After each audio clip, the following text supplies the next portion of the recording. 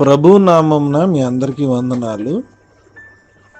ఈరోజు దేవుని యొక్క వాక్యము వాగ్దానము, మీరు నిలిచి చూచుచుండగా యెహోవా జరిగించు ఈ గొప్ప కార్యమును కనిపెట్టుడి.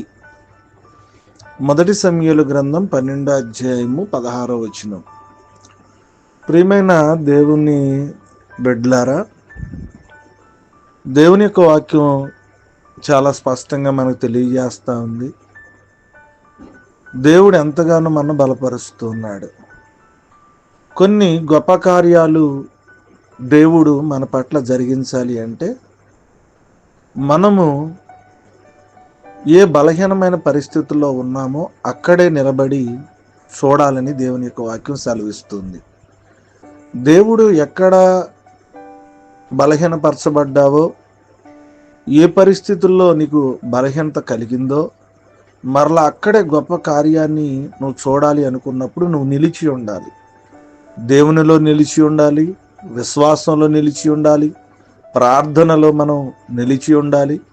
ఎప్పుడైతే మనము ఆ పరిస్థితుల్లో దేవునిలో నిలిచి ఉంటామో, దేవుని మీద ఆశ కలిగి ఉంటామో, దేవుని వైపు మనం చూస్తామో, దేవుడు ఖచ్చితంగా మన జీవితంలో గొప్ప కార్యాన్ని జరిగిస్తాడు. ఆ గొప్ప కార్యం జరిగేంత వరకు మనము సహనమును, ఓపికను కలిగి ఉండి అవిశ్వాసమైన మాటలు, బలహీనమైన మాటలు మన నోటి నిండా రానివ్వకుండా దేవుని వైపు చూడగలిగితే దేవుడు గొప్ప కార్యాన్ని చేస్తాడు.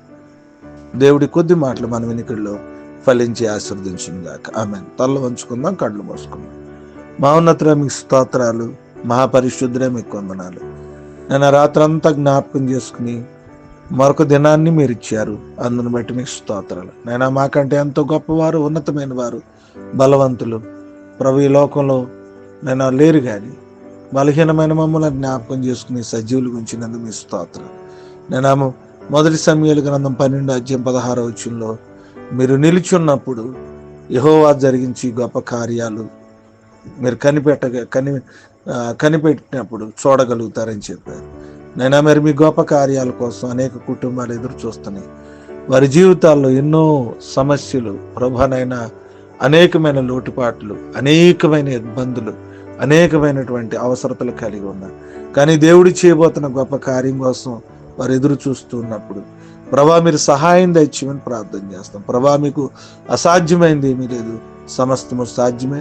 వారు ఎదురు చూస్తున్న కార్యాన్ని మీరు జరిగించమని కోరుకుంటాను. ఈ దినపు నేను ఆదివారపు ఆరాధనలోను, నేను ప్రార్థనలోను ప్రభా మీ సన్నిధి, ప్రభా పుట్టినరోజు, వివాహ దినాలు జరుగుతున్న ప్రతి పరిస్థితిలో నేను క్రైస్తవ్యానికి ఉన్నటువంటి ప్రతి అక్రత సమస్యలను మీ చేతులకు అప్పగిస్తూ మిమ్మల్ని స్తుతిస్తూ ఈ దినపు దీవులతో మమ్మల్ని నింపమని యేసు నామమున అడుగుచున్నాం తండ్రి.